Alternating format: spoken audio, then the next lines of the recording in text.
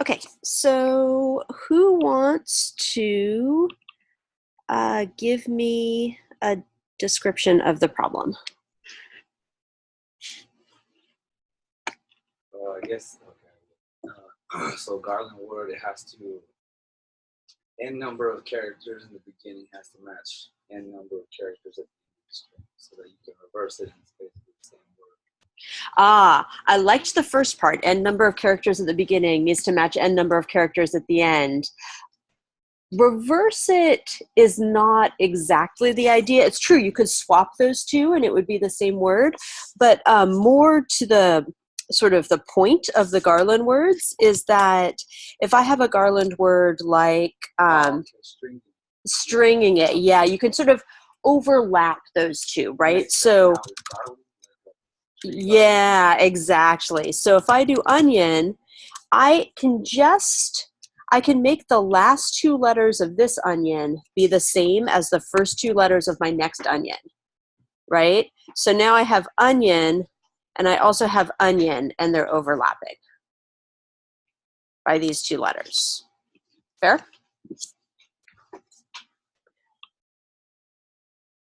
Okay, so should probably make an Algonauts folder.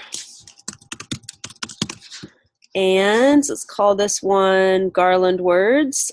This is just, so I'm going to call this Garland.js. Okay, so who wants to give me your solution? I didn't finish one. What was your idea? Did you have a plan? Yeah, I took the original string and I took the same string and made a copy. And I did them both lowercase. I split them by a space. Then I reversed one, and that's what I was going to use. I was just going to try to use an array comparison to see how many of the first characters match. Okay. Now the fact is, though, if you reversed one, if we have onion and the reverse would be this, right? So, like, even though the onion is a Garland word with a degree 2, it has two letters that overlap. The reversed is not helping us with that. Yeah. No. And I'm not, like, I love that you're working on it and thinking about it. I'm just, pointing out that's a potential flaw. Celeste, what do you got? So I have, I can read you my function or just tell it to you in pseudocode? Read me the function and then tell it to me in pseudocode. Great. So it's a function that takes one parameter word. I'll call it Celeste. Garland word. Okay. All right, and then I let start equal the word dot char at 0. Word dot char at 0, like this. Yes, I think there's a string method char with the capital A. Oh, you know what you can also do? I'm just going to do this because that does what you need. Yeah. And then I said let potential equal the word dot index of start. Okay. And then I did a while loop, and while potential is greater than 0. Oh, and actually, I put in start, and then I also passed in 1 because I didn't want it to give me, in the line above, because I didn't want it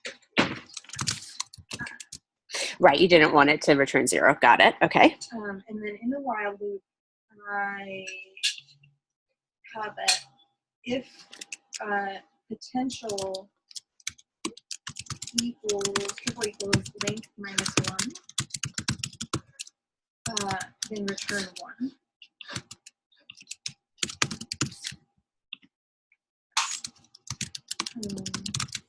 Okay. And then I have a for loop.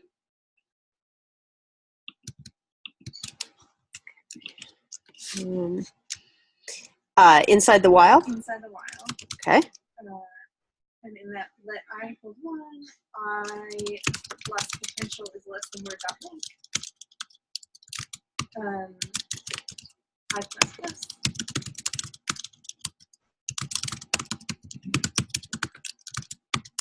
Okay.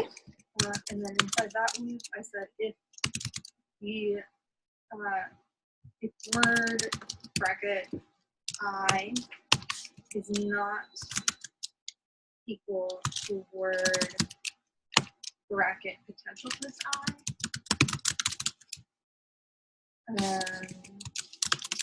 then potential equals word dot index of start on a potential plus 1, and then else if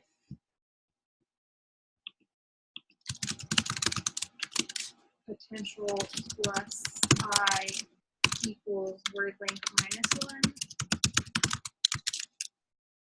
return I plus 1.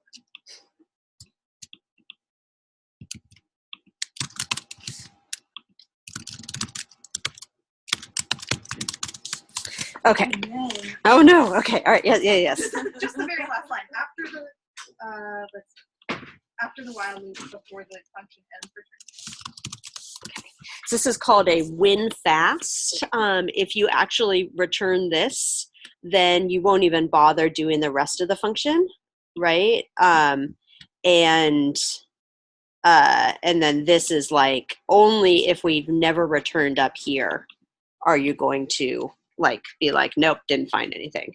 All right, so do you want to tell us what's actually going on here? Yeah. So I take the first letter of the word, and then I look for the next index of it. Okay, so first letter of the word, and then you look for the next index of it. Okay. And then if there isn't an index, so if it doesn't repeat anywhere, we know it's not a Garland word, and then it'll skip the while loop, and because index of will return -1. Okay. Yep, and it'll just return 0. Okay. Cool. And if it is in there, then it'll start the loop, and if it's the last character in the string, it'll return 1. And if it's not the last character in the string, then it'll look for the next. It'll compare the character after the first character with the character after the match, and if they're not the same, then it'll say, okay, look for the next match, and then look for what's in front of that. And if they are the same, then it'll say, okay, well, are we at the end of the word yet? And if we are at the end of the word, then return the number of characters. And if we're not, then it'll go through the loop again and look at the next character to see if it's the same. Okay. Let's try it. Let's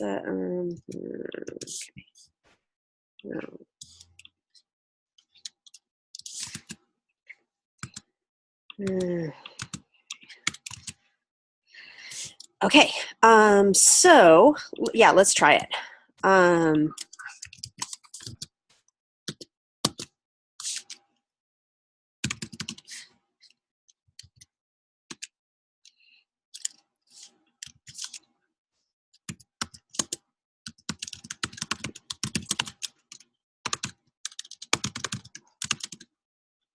Okay, that's good.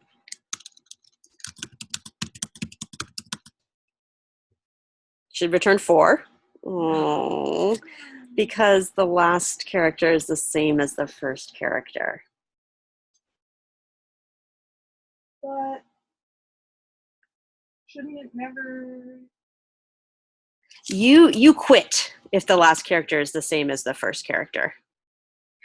Oh, wait, no, because the index of should only get the next index of the.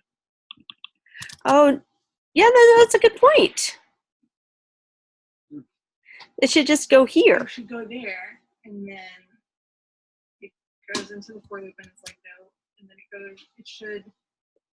That's what I was still working on when I came over here. Was checking that last alpha test. Okay, yeah, let's I want to put a pin in that for now, because I don't want to spend the whole time debugging your code. But yeah, let's so tell me, you probably didn't have time, but what's the runtime complexity of your code?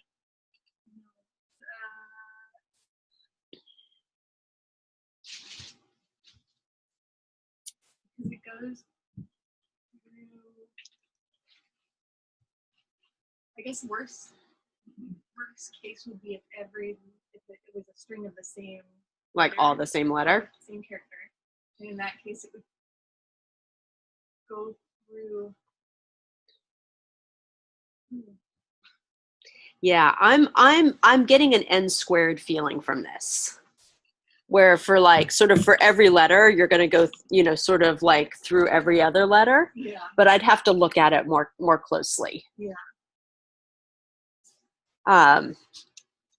Okay, I'm gonna show you a different. Oh, did anybody else come up with another solution that you want to talk about? I'm going to show you a different solution.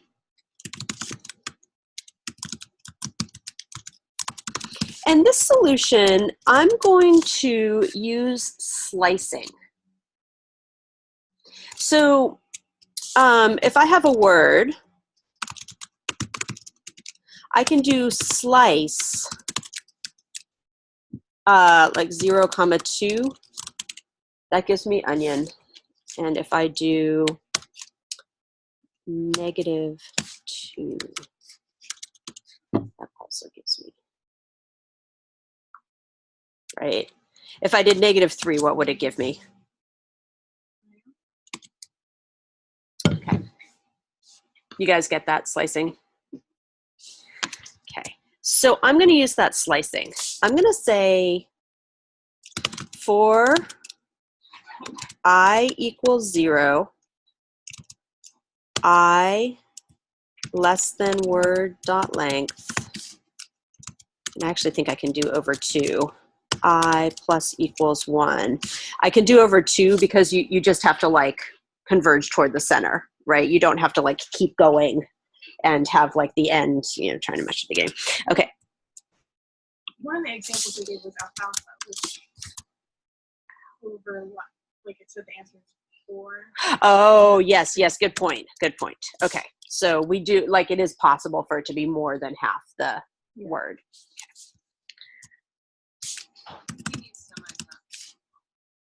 Oh, thank you. I first wanted to try alfalfa with Celeste's just because I'm curious. Okay. Okay. So now, and yes, thanks, Rachel. Okay, so now if I want to test if, oh, and I think I'm going to say let degree equal 0. I'm just going to start by assuming that is not a Garland word. And then I'm going to say if word.slice 0, I is equal to word.slice -I, then degree is going to equal I. If, why do you hate me? Why?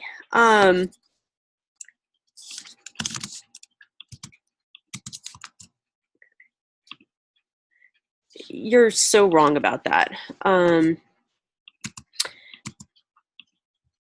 And now we'll return degree.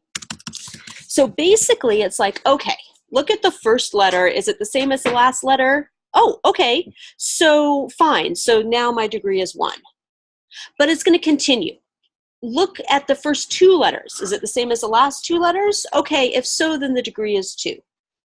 Right? And actually, I can actually say, I can do an else here. There's no real reason. If I've hit upon a case where they do not overlap, for example, Ada right? No, bad example. Bad example, Bonnie. Alaska, right? I'm gonna look at the first, and the degree is 1. And then I'm going to look at the second, and it doesn't overlap. And there's no reason for me to look at the third and the fourth and so forth, right? At this point, I need to accept defeat.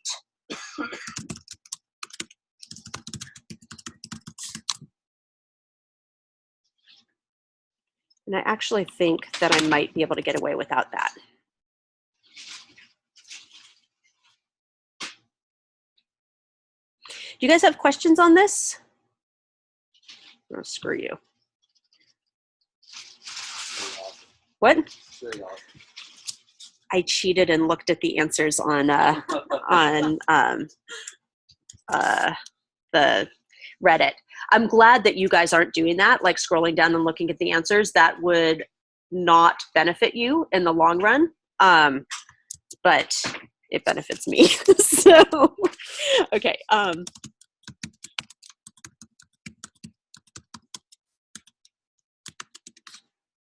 No. Okay, so let's figure out where I went wrong.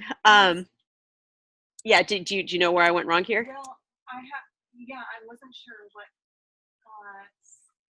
slice well with when I is 0 and it goes through slice 0 0 equals I get the degree. Yeah. Good point. I think I need to start with 1.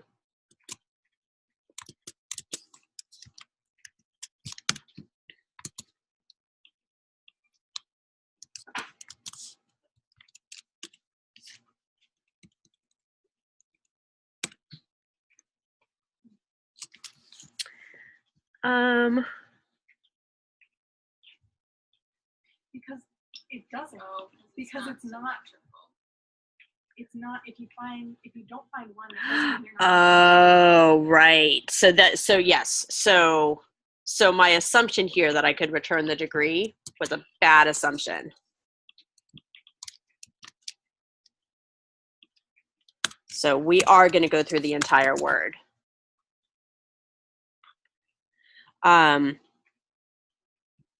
Cool. Let's try that again.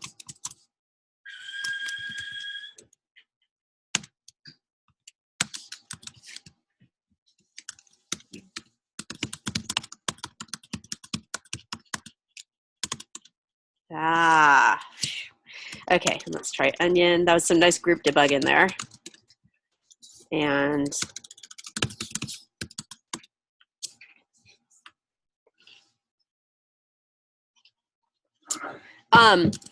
point.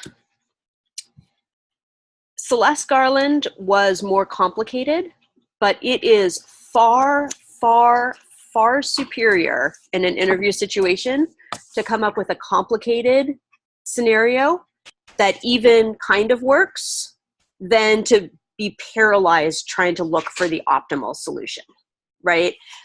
Get something down first, optimize later. That's just my, so even though I showed you something more elegant, that doesn't mean that you need to aim for that level of elegance on your first shot in an interview.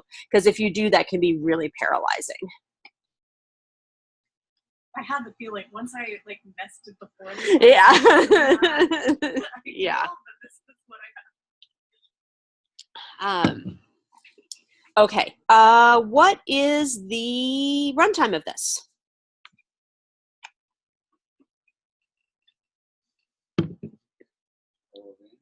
O of n, where n is the length of the word. We have 1 for loop, and inside that, well, actually not so sure. I think slicing might be O of n, where n is the length of the slice. I'd have to look at it. But actually, I'm kind of guessing it is O of n, where n is the length of the slice. So I think this actually might be n squared. I don't think this is constant. Is that at a certain point are you able to generalize, when you look at your code, you be able to tell this is O of n? Yeah, experience helps a lot, which is one of the reasons we're doing these Algonauts. Yeah. Yeah. But looking for loops is the first step, and then checking. is it constant? Is the runtime constant of what's going on inside the for loop?